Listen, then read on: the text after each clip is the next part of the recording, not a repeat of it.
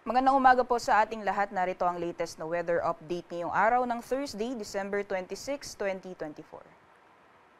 Sa kasalukuyan po ay bahagyang humina yung epekto nitong hanging amihan or northeast monsoon at kaakibat po niyan ay nabawasan din po yung mga pag-ulan dala po nitong shear line. So yung shear line po ay hindi nakakaapekto sa anong bahagi ng ating bansa. Ngunit kung makikita po natin dito sa ating latest na satellite animation, may mga kumpul po tayo ng mga kaulapan na nakakapekto po sa may katimugang bahagi po ng ating bansa. Yan po yung Intertropical Convergence Zone or ITCZ at dulot po na itong ITCZ ay makakaranas po tayo ng maulan na panahon sa malaking bahagi po ng Mindanao, gayon din sa may Palawan. Meanwhile, although hindi nakaka-apekto yung shear line sa anumang bahagi po ng ating bansa sa ngayon, ay magpapatuloy pa rin po yung mga light to moderate na mga pagulan dulot nitong northeast monsoon o hanging amihan dyan po sa may eastern sections ng northern Luzon. At sa nalalabing bahagi naman po ng ating bansa, possible lamang po yung mga isolated na thunderstorms. Ito may mga panandalian o mga biglaan na buhos ng ulan na usually nararanasan sa hapon o sa gabi. Sa ngayon din po ay wala tayong minomonitor na low pressure area o bagyo sa loob at labas ng ating Philippine Area of Responsibility at wala din po tayong inaasahan na LPA o bagyo na posible pong makaapekto sa anumang bahagi ng ating bansa sa mga susunod na araw. Ngunit simula po bukas ay unti-unti po ulit lalakas yung epekto ng hanging amihan at kaakibat po niyan ay unti-unti pong mararamdaman yung epekto ng shear line, lalong-lalo na po sa may silangang bahagi ng Luzon hanggang sa darating po yan na weekend. And for areas naman po ng Mindanao, pati na rin po dito sa Palawan, pati na rin sa ilang bahagi ng Visayas, ay posible pong magdulot ng maulan na panahon itong Intertropical Convergence Zone hanggang sa darating po yan na linggo.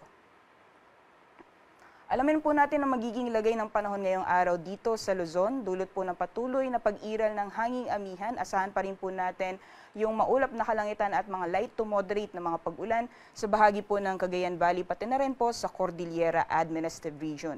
Meanwhile, dito po sa Ilocos Region, possible po yung fair weather, generally fair weather conditions, except na lamang po yung mga panandalian na mga mahina mga pag-ulan o mga pag-ambon.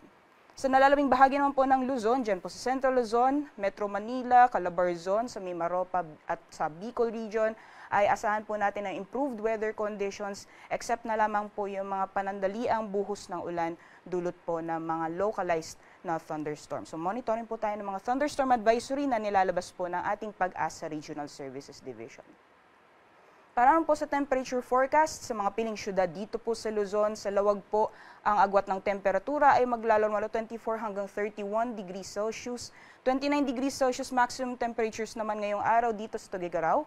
Sa Baguio, 17 to 24 degrees Celsius, 23 to 31 naman para sa Metro Manila at 31 degrees Celsius maximum temperatures din para sa Legazpi City.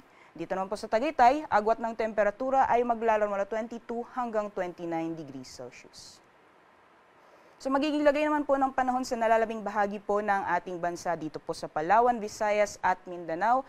Gaya po ng nakita natin sa ating latest sa satellite animation kanina, dulot po ng epekto ng Intertropical Convergence Zone ay asahan po natin yung makulimlim na panahon sa buong Mindanao, pati na rin po sa ilang bahagi or sa bahagi ng Palawan.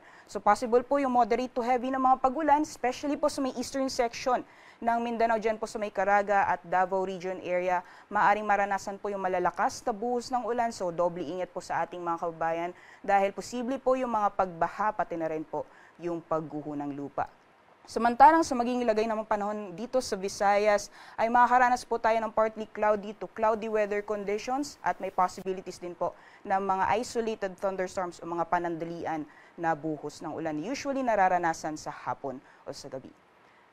Temperature forecast naman po para sa mga piling syudad sa Palawan, Visayas at Mindanao, 31 degrees Celsius maximum temperatures po inaasahan natin dito sa Puerto Princesa, gayon din po sa Calayan Islands, as well as piling syudad dito sa Visayas, dyan po sa Iloilo, Cebu at Tacloban, maaaring umabot din ng 31 degrees Celsius maximum temperatures.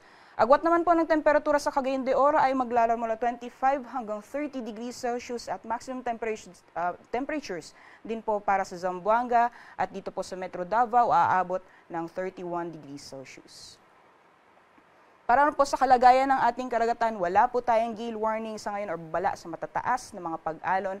Ngunit iba yung pag-iingat pa rin sa mga planong pumalaot sa dagat baybayin ng Northern Luzon dahil inaasahan po natin yung maalon na karagatan at moderate to rough sea conditions naman po sa mga nararambing dagat baybayin ng Luzon at sa eastern seaboards po ng ating bansa.